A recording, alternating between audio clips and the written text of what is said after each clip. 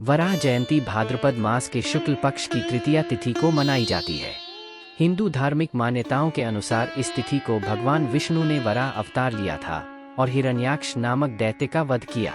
भगवान विष्णु के इस अवतार में श्रीहरि पापियों का अंत करके धर्म की रक्षा करते हैं। वराह जयंती भगवान के इसी अवतरण को प्रकट करती है।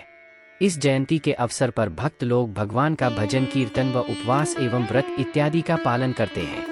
भागवत पुराण के अनुसार ब्रह्मा ने मनु और शत्रुपा का निर्माण किया और सृष्टि करने की आज्ञा दी। इसके लिए भूमि की आवश्यकता होती है, जिसे हिरण्याक्ष नामक दैत्य लेकर सागर के भीतर भूदेवी को अपना तकिया बनाकर सोया था तथा देवताओं के डर से विष्ठा का घेरा बना रखा था। मनु शत्रुपा को जल ही जल दिखा, जिसके बारे में ब्रह्मा को बताया। तब ब्रह्मा ने सोचा कि सभी देव तो विष्ठा के पास तक नहीं जाते, एक शूकर ही है जो विष्ठा के समीप जा सकता है। भगवान विष्णु का ध्यान किया और अपनी नासिका से वाराह नारायण को जन्म दिया, पृथ्वी को ऊपर लाने की आज्ञा दी। वाराह भगवान समुद्र में उतरे और हिरण्याक्ष का संहार कर भूदेवी को मुक्त किया। जब दिति के गर्भ से हिरण्याक्ष और हिरण्यकशिपु ने जुड़वां पुत्रों के रूप में जन्म लिया तो पृथ्वी कांप उठी। आकाश में नक्षत्र और दूसरे लोक इधर से उधर दौड़े लगे। समुद्र में बड़ी बड़ी लहरें पैदा हो उठीं और प्रलयंकारी हवा चलने लगी। ऐसा प्रतीत होने लगा कि मानो प्रलय आ गई हो।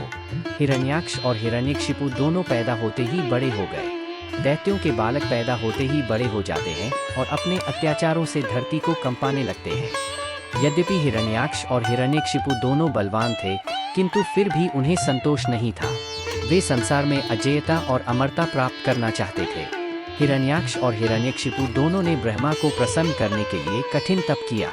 उनके तप से ब्रह्मा जी प्रसन्न हुए। उन्होंने प्रकट होकर कहा, तुम्हारे तप से मैं प्रसन्न हूँ, वर मांगो, क्या चाहते हो?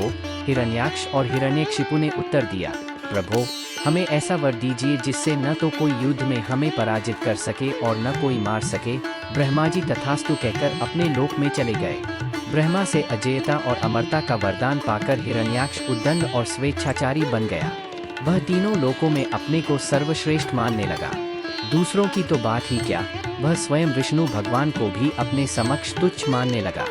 हिरण्याक्ष ने गर्वित होकर तीनों लोकों को जीतने का विचार किया। वह हाथ में गदा लेकर इंद्रलोक में जा पहुंचा। देवताओं को जब उसके पहुंचने की खबर मिली तो वे भयभीत होकर इंद्रलोक से भाग गए। देखते ही देखते समस्त इंद्रलोक पर हिरण्याक्ष का अधिकार स्थापित हो गया। जब इंद्रलोक में युद्ध करने के लिए कोई नहीं मिला तो हिरण्याक्ष वरुण की राजधानी विभावरी नगरी में जा पहुंचा। उसने वरुण के समक्ष उपस्थित होकर कहा, वरुण देव, आपने दैत्यों को पराजित करके राजसूय यज्ञ किया था। आज आपको मुझे पराजित करना पड़ेगा। कमर कसकर तैयार हो जाइए, मेरी युद्ध पिपासा को शांत कीजिए। हिरण्याक्ष का कथन सुनकर वरुण के मन में रोष तो उत्पन्न हुआ, किंतु उन्होंने भीतर ही भीतर उसे दबा दिया। वे बड़े शांत भाव से बोले, तुम महान योद्धा और शूरवीर हो, तुमसे युद्ध करने के लिए मेरे पास शौर्य कहाँ? तीनों लोकों में भगवान विष्णु को छोड़कर कोई भी ऐसा नहीं है जो तुमसे युद्ध कर सके। अतः उन्हीं के पास जाओ, वे ही तुम्हारी युद्ध पिपासा शांत करेंगे। वरुण देव की बात सुनकर उस दैत्य ने देवर्षि नारद के पास जाकर नारायण का पता पूछा। देवर्षि नारद ने उसे बताया कि नारायण इस समय वाराह का रूप धारण कर पृथ्वी को रसातल से निकालने के लिए गए हैं। इस पर हिरण्याक्ष रसातल में पहुंच गया। वहां उसने भगवान वाराह को अपनी दाढ़ पर रखकर पृथ्वी को लाते हुए देखा। उस महाबली दैत्य ने वाराह भगवान से कहा, अरे जंगली पशु, तू जल में कहां से आ गया है? मूर्ख पशु, तू इस पृथ्वी को कहां लिए जा रहा है? इसे तो ब्रह्मा जी ने हमें दे दिया है। रे अधम, तू मेरे रहते इस पृथ्वी को रसातल से नहीं ले जा सकता।